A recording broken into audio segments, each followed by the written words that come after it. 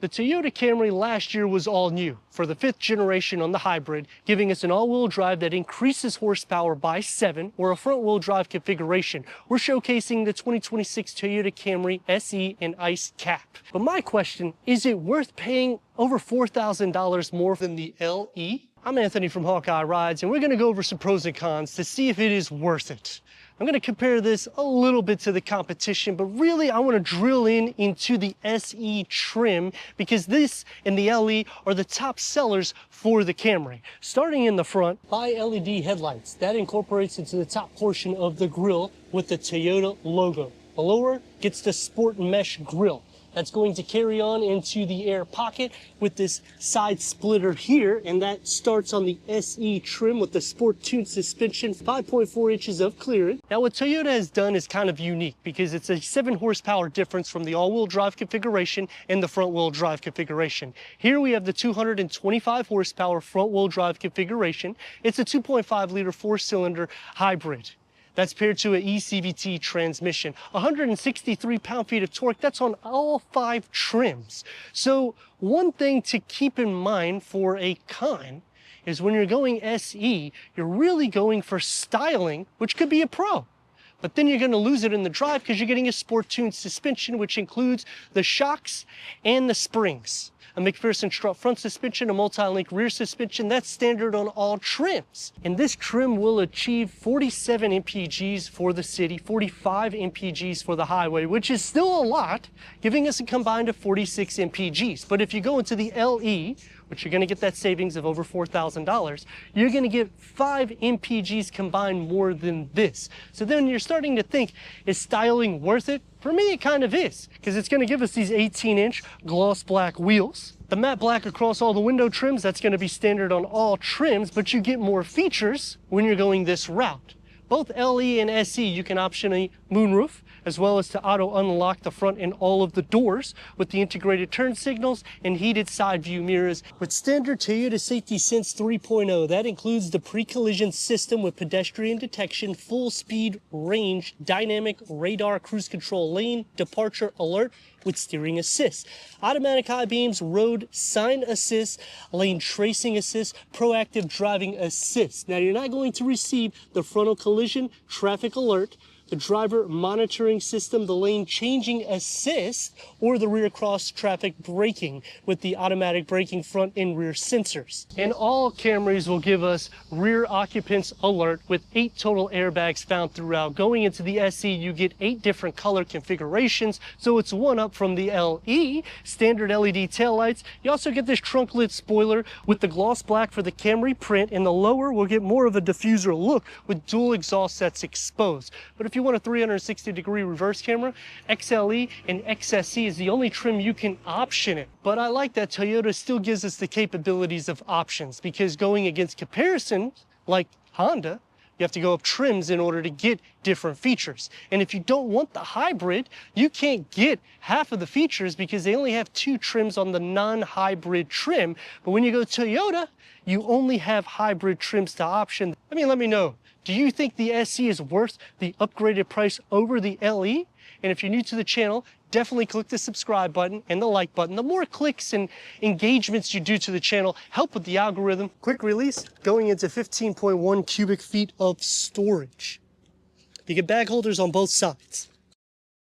Underneath the floor gets a spare tire, and with the tape measure out, that gives us about 46 inches from front to back. But you're noticing there's a lip there, so for a flat floor, it's about 40 inches. From side to side, you got about 65 inches, but the wheel wells do come inwards, lowering that down to about 46.5 inches. You can split fold the rear bench in the back, pulling these tabs. That's going to split at a 40-60 split, and that will maximize the cargo capacity to the Toyota Camry. The key fob to the SE Camry.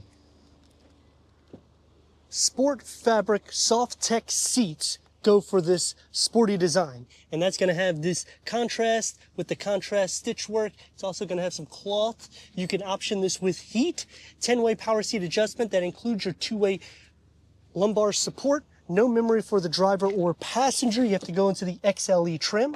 Last year was all new, so the styling is going to keep that sport attribute with the glossy black here that goes into the air vents. 6 speakers standard, 9 speakers is an option through JBL. It is still a driver focused setup, even though you can see it's a flat dashboard layout, but they have this wall here. As for leg space, I have at least 5 to 6 inches, so it's not bad in the actual wheel well area. I mean, look how deep it is for your legs. All trims get a standard wireless charging pad, 3 USB up front with a large storage pocket here. Let's fire it up.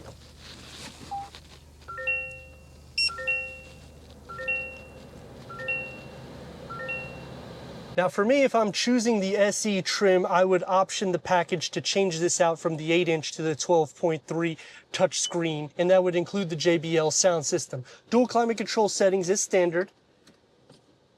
You get a reverse camera, the trajectory expands. You can also have that fisheye look, and you can take the lines on or off. It has wireless connectivity, so your Apple CarPlay, Android Auto, Sirius XM, AM, FM, streaming Bluetooth audio. Driver mode select, you got a total of 3 different driving modes with auto hold. This is gonna be a little bit more sporty. It opens up into a deep storage pocket, and it's also very large with a 12 volt. Leg space is more than generous for the front occupants. I have at least 4 to 5 inches, so it's literally the same on all perimeters. A leather wrap steering wheel. This can be heated when you option it, multi-function. And the SE gives you the paddle shifts with the sport pedals. 7-inch gauge cluster. When you option that 12.3, this will be a 12.3 digital reader also. You can go through an array of different content, including Toyota Safety Sense 3.0. The glossy black carries on here, and you also have the cloth that will carry on into the door card. No auto-dimming rear view mirror, LED interior lights, and you have a sunglass holder. You can option the moonroof. And headroom, I would say, is more than generous, probably 4 or 5 inches, but you can let me know in the comments. Going back into the door panel, if you want this acoustic as well as all the windows in the front, you got to go to the XLE or the XSE. One touch up and down for the windows. It's going to be a little bit more sporty, but that's to be expected on the trim, with a beverage holder for the driver as well as the passenger. For the back seat, that's the opening that you have to fit 2 more with the armrest and cup holders down. You get 2 USB ports here. Air vent storage is going to be behind the passenger as well as the driver. The LE will not give you this. The door card is going to be the same as the front, except it strips out the carpet. The armrest is going to be more sporty with a beverage holder for the back seat occupants. Sitting behind me, leg space is still carved out for you, so you have a pretty decent amount of it. I would say you have at least 2.5 to 3 inches, but you can see on the tape measure. As for headroom, you will be compromising a little bit, maybe 2 inches, and that's because of the way the headliner is. Sitting into the center is going to be a bit less. As you're seeing, I might have maybe an inch. As for knee space, I have almost 2 inches here. I don't have any of the seats back. I am blocking all the ports, sharing butt, leg, and shoulder space, but that will still equate to about 17 inches sitting next to me. 225 horsepower is going to be standard on all 5 trims, with up to 232 horsepower out of the 5th generation hybrid technology, which is this 2.5 liter hybrid engine.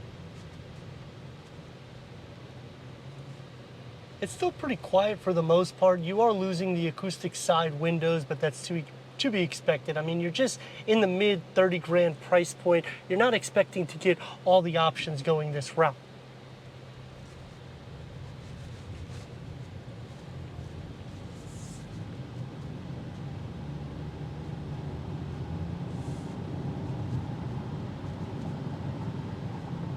Getting up to speed is fine.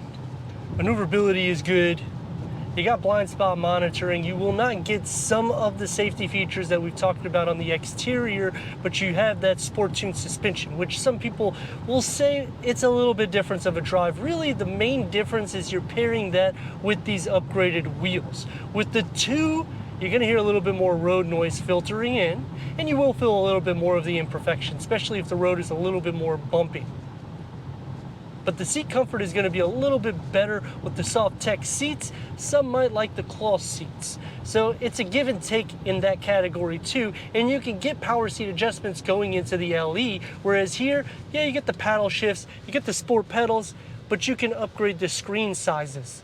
That also helps because you can also get that 9-speaker JBL sound system, and you can get these dash cams on all the trims. That's something that they are starting to do. They started back in 2025 with these vehicles. I actually like that myself. I have it on my personal Infiniti. That way you don't have to worry about running all the wires. It's worth it for a few $100s. It's not going to be as sporty of a drive as the prior, meaning in the 2024 and under, you could get a V6 option.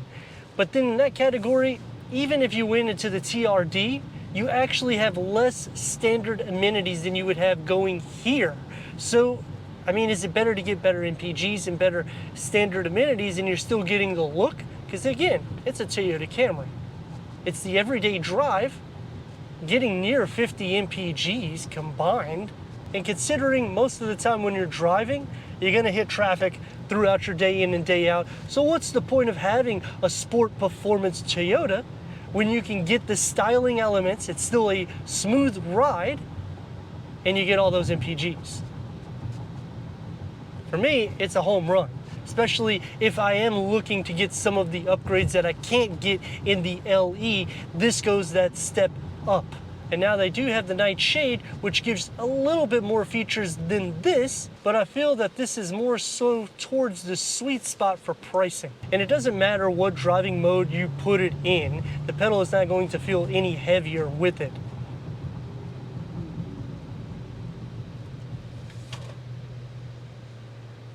Braking on the vehicle is good, the safety's taken care of, and I like how they updated all of that back in 2025.